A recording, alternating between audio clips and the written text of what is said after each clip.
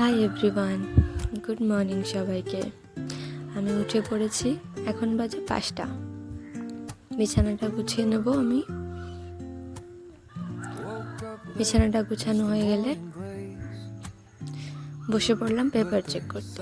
আমাদের স্কুলে pre final পরীক্ষা চলছে, এগুলো তারই পেপার চেক করে দিতে হবে। রেজাল্ট আজকেই দিতে হবে।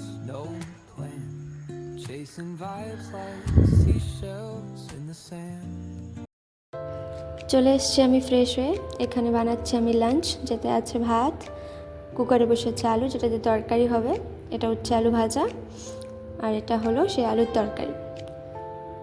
তারপর আমি হয়ে গেলাম রেডি আমি স্কুলে যাওয়ার জন্য। এখন আমি স্কুলে যাই, আর এই ব্লগটা এখানেই শেষ করি।